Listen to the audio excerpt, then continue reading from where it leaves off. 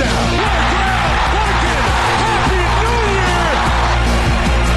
Jalen Hayes slings him out of bounds. Over first down. Third out. Tranquil.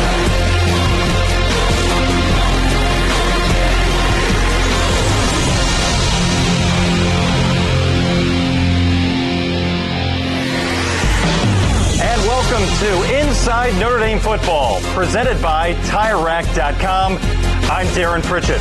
What a season opener for the 12th-ranked Fighting Irish as they take down number 14 Michigan 24-17. The Fighting Irish got off to a fast start in this football game, building a 14-0 lead after the first quarter. They led 21-10 at halftime. A defensive struggle unfolded in the second half, and Notre Dame walks away with the 7-point victory over number 14 Michigan. Jafar Armstrong had a breakout day today. The running back had a couple of rushing touchdowns. Used to be a wide receiver for the Fighting Irish, transferred to a running back and played extremely well today. And a lot of focus on Irish quarterback Brandon Wimbush. Wimbush today, 12 of 22 for 170 yards and a touchdown. Also 19 carries for 59 yards. You're playing football again, and I just had so much fun out there. Just, like I said, just playing ball and not worrying about anything else. And we've put in so much time. I feel like it's been a long time coming since we, been out there playing a full, football game, and I think everybody, all the guys were excited to get out there and ball.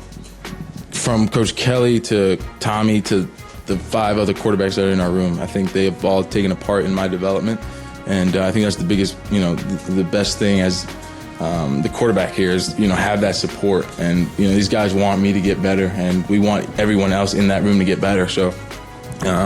I think that's the biggest thing for me, and as we go on and continue this year, I think we'll make improvements where necessary. So I think we all have each other's back, and Coach Kelly's done a great job of putting me in position and helping me where I need help, to make those necessary improvements.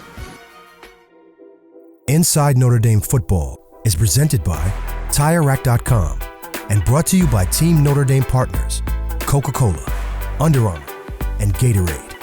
Inside Notre Dame Football is also brought to you by Vivid Seats, Canon, Xfinity, Nissan, Notre Dame Federal Credit Union, and SiriusXM.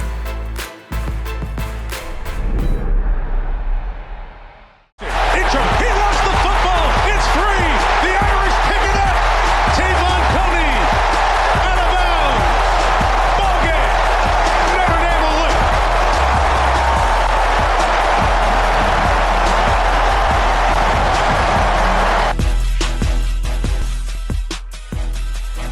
And welcome back to Inside Notre Dame Football, presented by TireRack.com. I'm Darren Pritchett, joined by former Fighting Irish offensive lineman Ryan Harris. And the Fighting Irish today opened their season with a 24-17 victory over the Michigan Wolverines. And Ryan, there's no exhibition games in college football. You come right out of the chute taking on a ranked football team. How well did Notre Dame play today? They were fantastic. And you look at how they won, both offensively and defensively. Offensively, they won by the air. Fantastic pass to Chris Fink, who went up and took the ball literally off the helmet of a defender, right? And then Brandon Wimbush, fantastic on third down against the number 1 team on third down, only allowing 26% of conversions for teams they faced all of last season. Then you look defensively. I know it only says 2 turnovers on the stat sheet. I counted 5. Anytime that the ball goes from their hand to your hand, that's a turnover. 3 fourth down turnovers by this offense, in addition to the 2 turnovers that will show up on the stat sheet. They won as a team, and they as a team should be feeling great right now.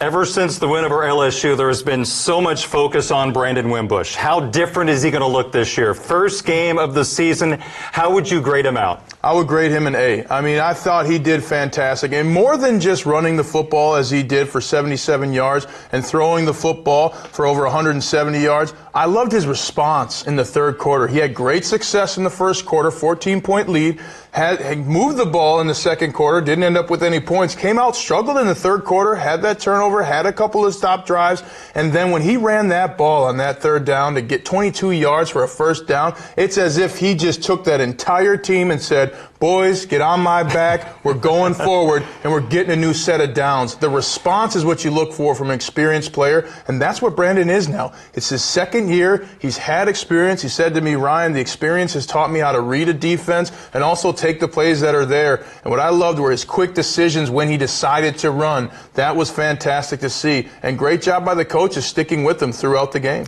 Clark Lee, first game as a defensive coordinator in college football, taking on a very intriguing quarterback in Shea Patterson. You look at the final numbers, the defense only gave up 10 of the 17 points. Right, and really only one series did Shea Patterson have some success, and that was towards the end of the game there. But what I loved most about Clark Lee is he's a teacher, and I know that from how he listens. So, and Tavon Coney said, Ryan, when he teaches us, it makes us buy in more because we want to make him happy. We want to show each other we understand the defense. And watching him even yesterday in the walkthrough, he had stopped the play with the players to help them understand what the responsibilities were and the details that mattered. And we saw those details and attention to detail pay off greatly tonight.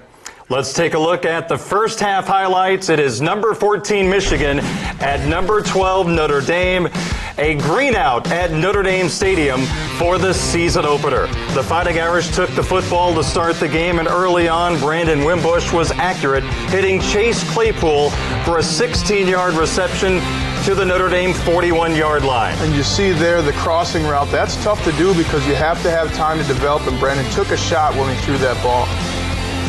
Wimbush, also very effective running the football for the Fighting Irish today, was poked in the eye, had to leave the game. Next play, Ian Book hands off to Jafar Armstrong. 13-yard touchdown run, his first career touchdown. Yeah, Armstrong had a coming-out party today. He was fantastic for the Irish, both running and catching the football. And that's also another credit to Wimbush, being able to go back into the game after coming out and still producing. Fighting Irish jumped in front, 7-0 over Michigan.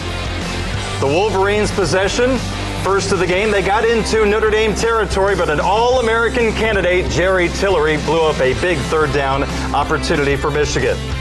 Brandon Wimbush hit Alize Mack, and a big-time hit by Josh Metellus, and he was ejected from the game for targeting. Later on, Wimbush scrambling. He picks up the first down on a 7-yard run. And then one of the big plays of the first half, Wimbush going deep for Chris Fink. Yeah, what I love about this is sometimes quarterbacks make a statement with their throws. And right here, Brandon Wimbush was saying, you're open, I'm giving you a shot, make it happen. Fink did that, grabbed the ball off of the helmet of the defender, and look at the little duck walk there. He's having fun. When you're having fun, you're winning, Darren. And Shea Patterson tried to make something happen, but Khalid Kareem with the 16-yard sack stopping a Michigan drive. It's 14-0 Notre Dame going to the second quarter. Second and goal at the 2. Michigan decides to throw the football, and Tillery with the sack. Yeah, Tillery had a fantastic game. You talked about Khalid Kareem as well. 2 sacks, 2 tackles for losses. This defense put pressure all night on Shea Patterson. And Darren, when you get hit, you change as a man, no matter how tough you are. Alohi Gilman, a pass breakup. Michigan settles for a field goal from 28 yards out. It was 14-3 Notre Dame. At that point, Quinn Nordine converted the field goal for the Wolverines. So the Irish up by 11, going back on offense, and Brandon Wimbush, who ran the ball effectively today. This time, he's going to throw the football into the end zone. He is hit late. That kept the drive alive, and Jafar Armstrong would score for a second time. Yeah, you see Alex Bars pulling right there and pancaking his defender so that Armstrong can get into the end zone. Huge night for the offensive line. 21-3 Notre Dame, ensuing kickoff. Ambry Thomas for Michigan found his seam and scampered 99 yards for the touchdown to bring Michigan to within 21-10. Yeah, those of you who weren't here with us tonight, just the air sucked out of the open-air stadium when this happened. All of a sudden, Michigan was back in the game, a game they didn't deserve to be back in. Welcome back to Inside Notre Dame Football, brought to you by TireRack.com. I'm Darren Pritchett, joined by former Fighting Irish offensive lineman Ryan Harris, also a member of the Super Bowl 50 world champion Denver Broncos. It's time to take a look at the second half highlights. Notre Dame went into halftime leading Michigan by a score of 21-10. Michigan attempting a field goal, but it did not turn out well as the snap was pretty good, and the holder botched that particular snap, and Troy Pride Jr. came up with a tackle. Yeah, you love the focus right here. Everybody's expecting a field goal, and Troy Pride making sure that ball was turned over on down. One mistake by Brandon Wimbush today, a deep throw for Chase Claypool that was intercepted. Yeah, he also felt some pressure there. It was a tough night for Wimbush on that particular throw, but the rest of the night was just exactly how you wanted it to go for Brandon. Aloy Gilman, his first start with Notre Dame. Good defense on fourth down. The Irish got the ball back, and here goes Brandon Wimbush doing what he does best, running with the football. This play changed the game, and I love the flip of the ball at the end. He said, "Here I am, Irish faithful, here I am." Justin Yoon, a 48-yard field goal, extends the Irish lead to 24-10. So Michigan and their offense led by quarterback Shea Patterson, the transfer from Ole Miss, had a lot of work to do against a defense that was playing outstanding. The Irish had good pressure on Patterson throughout the ball game, and Patterson was going to try to make something happen off play action. He fired down the far sideline, pressure by Tavon Coney, and Julian Okwara comes up with the interception. Coney hit Patterson 3 different times tonight, and I swear Patterson's going to dream about those the next 2 weeks. We move to the fourth quarter. Michigan driving. They're at the Notre Dame 3-yard line. And Higdon got the call and got his way into the end zone, and Michigan had closed to within 24-17. One last chance. Michigan started working down the field as Patterson, in a 2-minute drill, tried to get Michigan in scoring position. Yeah, the defense here, Tillery poking that ball out with his left hand, and look at the focus. Tavon Coney picking it up, securing not just the football, but the win for the Irish. The student section very happy, singing the alma mater as number 12 Notre Dame defeats number 14 Michigan by a score of 24-17. All in all, a very solid performance by this football team. A lot of schools play weaker opponents in the first game. You play a top 25 team right off the bat. Notre Dame comes out on top. And that's why you come to Notre Dame, Darren. You come to show up early and often. You come to prove to people you can play to win. And you look at the final score. Isn't that sweet? 24-17. You want to know what the best tasting meat is, Darren? What is it? Wolverine. I'll tell you something. You can't eat cardinal if you're stuffed on Wolverine. So good on Notre Dame. They'll enjoy it tonight, but make sure you have room for next week. Ryan Harris, Darren Pritchett with you. The Irish win 24-17. Stick around. More Inside Notre Dame football coming up, presented by TireRack.com. We're in Coach Kelly's private office, right off the locker room, right after Notre Dame's thrilling victory over Michigan. You just gave the longest post-game speech that anyone can remember. Why? Well, I wanted to make sure I touched upon some really important things. One, the atmosphere tonight, our fans, the stadium, and I wanted to make sure that they knew that they deserve this win. You know, sometimes you don't touch upon those things, but it was on my mind, and I want to make sure they heard that. You will spend a lot of time tonight and tomorrow breaking this game down, but this is one of those wins where you don't have to break it down that much. It's pretty obvious right now why you won the football game. Yeah, that's a good point, Jack. It's right in front of you. This game was a physical football game. It required big plays to be made. Those that made big plays in this game, turned them into touchdowns. Chris Fink turned one into a touchdown. The big play ability of Brandon Wimbush. Alize Mack made a huge catch for us. Jafar Armstrong. I could go on and on offensively. And then defensively, the relentless pressure that defensive line brought, really, really big force. You talk about Brandon Wimbush. You gave him the game ball, and with good reason. Good decisions on when to run and when not to run. Yeah. He's been making the deep throws. He's been making the intermediate throws. It was those short throws he's been struggling with, but he made them tonight. Yeah, I sent him to Phil Mickelson to work on his short game a little bit. We had been talking in those terms about, having, a little bit more touch on some of those passes, and he's really getting better at them. And I think he sent a message to our entire team. I can put you on my shoulders if you let me. And he did some nice things tonight. But in football, no one can do it by themselves. Mm-hmm. that was as physical a performance by your wide receivers fighting for and going and getting the ball that I can remember. Yeah, well, Jack, I think we came into this game knowing that 50-50 balls were absolutely crucial. And unfortunately, we had one called back on a penalty where we covered up the tight end, another 50-50 ball that Miles Boykin went up and got. And those were the things that we knew that we had to come out on top because of the way they played defense. And so Claypool in particular and Miles Boykin and Alize Mack, quite frankly, won enough of those tonight. You knew you were going to get a pass rush, and you did 3 sacks, 7 tackles for losses. But this defense was put in some tough situations over and over, and it came through time and time again. Well, we were ineffective with our kickoff game. It wasn't what it needed to be. Had to make a change there and go with Justin Yoon, and then he kicked the ball out of the back of the end zone and kind of steadied us a little bit. Tyler Newsome didn't start off with the first punt being effective enough, but he came back and really turned field position. So I was really proud of a captain, the way he showed some grit. Okay, it's one game, but the 88 team was there tonight, and their season started with a much closer win, and a win where they weren't as effective or physical back in 1988. What kind of a foundation does this lay for this team? Well, confidence is important, but they also know that they earned this win. There's a big difference. You can kind of walk out of a stadium and go, ooh, we got that one. They know they earned it, and they've been listening to all the experts and the pundits talk about how Michigan could win a national championship and this could be their year. I think they're leaving here tonight going, well, you know what? That might be so, but we think it's our year. So our guys understand our process, and we'll go back to work on that on Tuesday.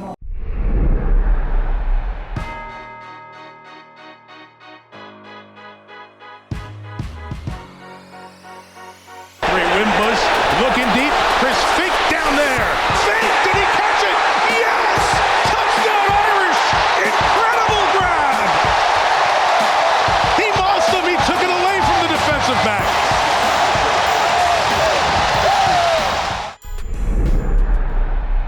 It's time for the TireRack.com question of the week for Coach Kelly.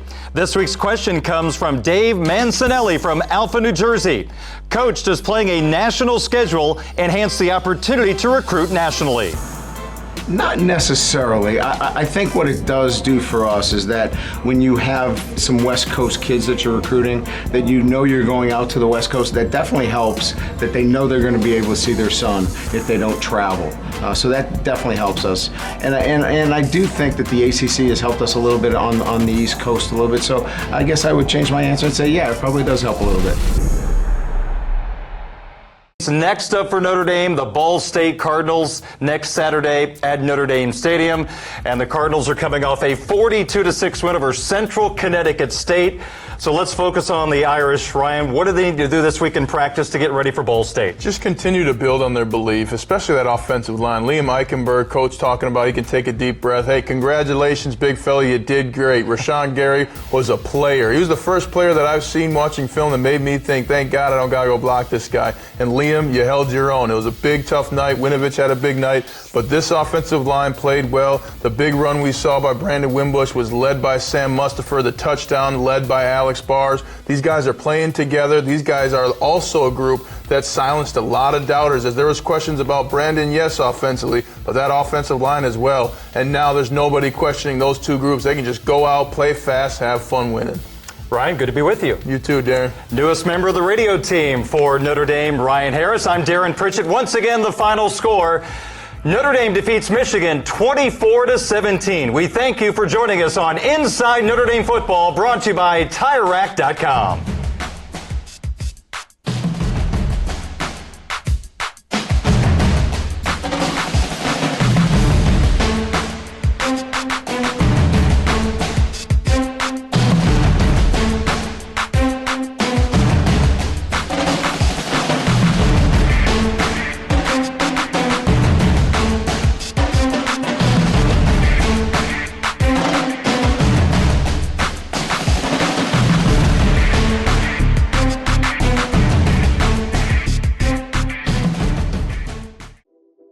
Inside Notre Dame Football is presented by TireRack.com and brought to you by Team Notre Dame partners Coca-Cola, Under Armour, and Gatorade. Inside Notre Dame Football is also brought to you by Vivid Seats, Canon, Xfinity, Nissan, Notre Dame Federal Credit Union, and SiriusXM.